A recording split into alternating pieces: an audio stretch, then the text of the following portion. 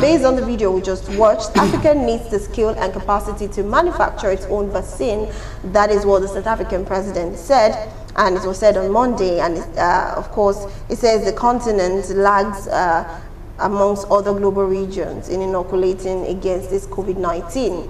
And he told the conference on vaccine production, which was organized by the African Center for Disease Control and Prevention, he said that other countries outside the continent could offer technological expertise, financing, and investment, suggesting that India and Brazil could help with guidance on how they have developed their own generic pharmaceutical industries. But its slow pace of vaccinations has been blamed on inadequate supplies, lack of financing, and logistical problems. Ramaphosa, whose country is Africa's worst hit by the pandemic, recently criticized developed countries for hogging vaccines, warning vaccines appetite must come to an end. Also speaking at this conference, Rwanda President Paul Kagame said that vaccine equity could not be guaranteed by goodwill alone, and Africa needs to and should be capable of producing its own vaccines and medical products. Now, this is what was being said during that conference, and the conference was held by the African Center for Disease Control and Prevention.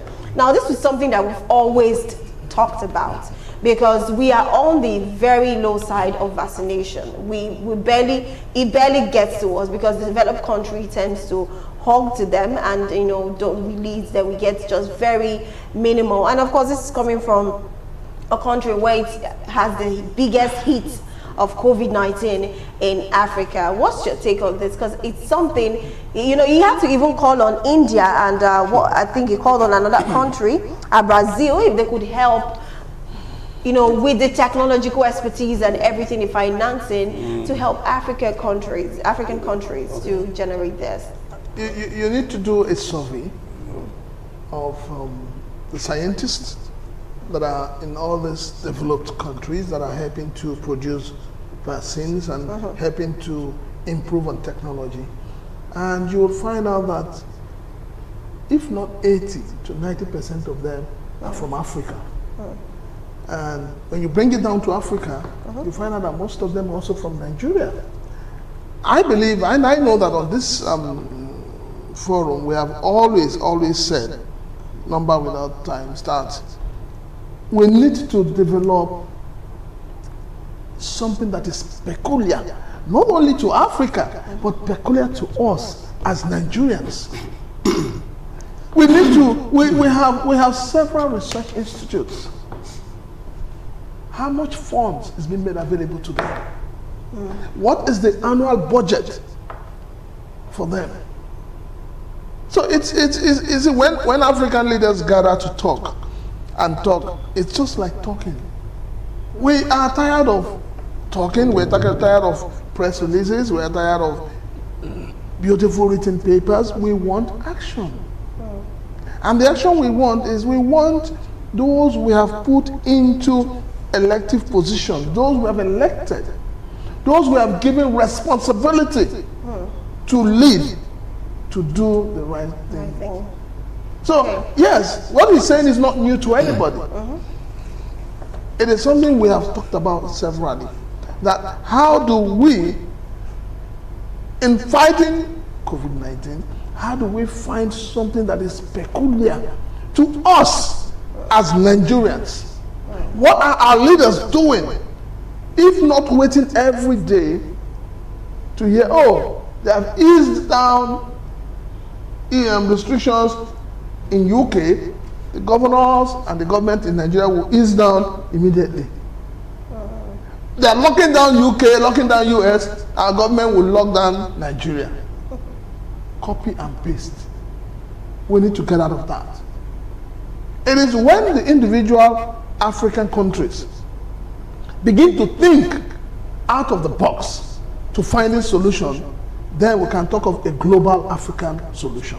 But Dr. Maduka, do you think if the African CDC and of course our African president can sit together with the WHO, of course, and decide, it was being said, if they could actually help? It's just a thought which should not be raised. It's actually something that I believe if they sit together and have this discussion, they could actually aim at it. But another thing comes to mind.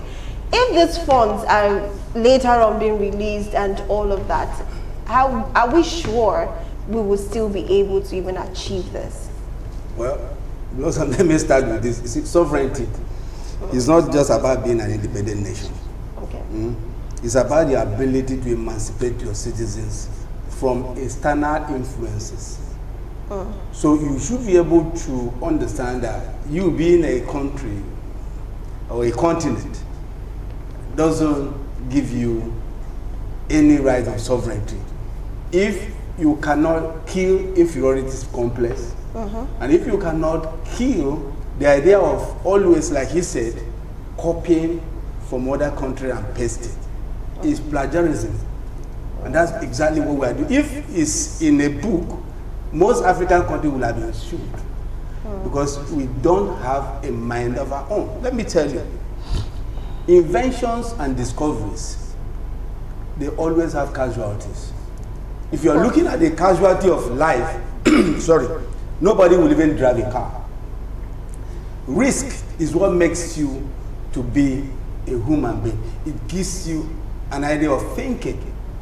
And look at African country. You look at it from that angle of thinking as sovereign country. You discover that we don't do anything. And probably because God has just blessed this continent. We don't have much natural disasters. So everything is on our back of all.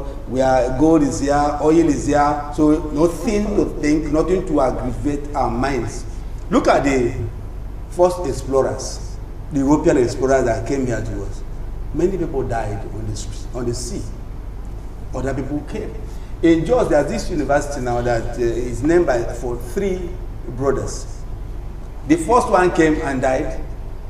He's a missionary. The second son and the third son, they came. What am I saying? We don't take risks. We always believe that, oh, let's not do it if European has not done it. What is our own peculiarity? When the Europeans were coming here and they discovered that malaria is the ultimate mosquito, what did they do? They developed chloroquine from our own house. And then they start exporting it to us. But our own scientists could not develop anything even as of today. All this you see in Namvet or whatever, they are coming from abroad. And it gives you an idea of what makes you an independent country. What makes you sovereign. Let me just add this. Sorry, you said something about malaria. We have agbo in Nigeria. Move on. No, yeah. But like India, he talked about. Yes. India said one thing I love about that country. He said Indians first. This is what I call patriotism. We first of all we have to feed before we give other nations. But what do we have today? We have a country that there are people is being tagged as poverty capital, but we are able to build good road to Niger Republic. We build refinery to Niger Republic. We are building rail. Meanwhile, the rail for Lagos Ibadan that was about to be commenced. That is how many years? Since 2015 that it was up to today. No, the minister has come to say that it's not going to be commissioned soon because because the Chinese are delaying. And I was asking myself, what kind of woman do we have as leader? Is there no clause in your agreement? What was the clause of duration of completion? If any of you defaulted, what is the penalty? These are how countries are run. You don't run a country as if it's nothing. So Indians, they have the right to say, look, we don't have to give you. Other countries, then this is supposed to activate the ingenuity in us. This is supposed to activate our Nigerian scientists to say, look, to hell with you. Because what aggravates people to doing things is when they have a disaster as we have today.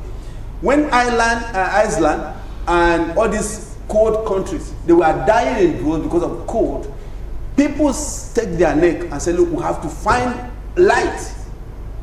24 hours in Iceland. This is ice. We have light, sunrise, everything. We have water. We can't even produce common light. You're running 24-hour generator. Do you know how much it costs? So we don't have anything to think. People are just, and the people that will think are not given opportunity because to them it's abnormal for you to think right in Nigeria.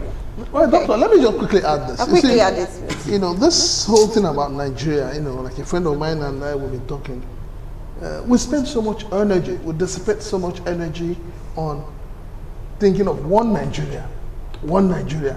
Every small thing, you know, the government will come and say, indivisible, one Nigeria. Non-negotiable. But the thing they fail to understand is that we have Ghana. Nobody hears of talking one Ghana. We have Togo. It's not that they don't have internal crisis. They do have internal crisis. Yeah. One Nigeria does not solve the problem. The problem of Nigeria can only be solved where there is justice and fairness. And that is the only thing that the government should be looking at, and not singing the mantra of one Nigeria. We should be singing the mantra of justice and fairness. Yeah, because the thing is, I don't think Nigeria is divided. We're still one. It's just that, like you said, justice and fairness. And if it comes to play, and I'm very sure a lot of people would, you know. The basic attribute that is giving us this downfall, this falling and backwardness, is because we pick people to man certain places based on who I know. It's not what that person can put on the table. If you look at most of these lucrative companies, go and search. Go and search NNPC, who is manning it. Look at the pedigree. NPA, look at the pedigree. Custom, look at the pedigree. When you look at these things, these are the core revenue earning, and you give it to people because of where it comes, not looking at the national interest. Then we are bound to be where we are. And of course, the sovereignty we are looking is just an illusion. Okay, all right. Well, we have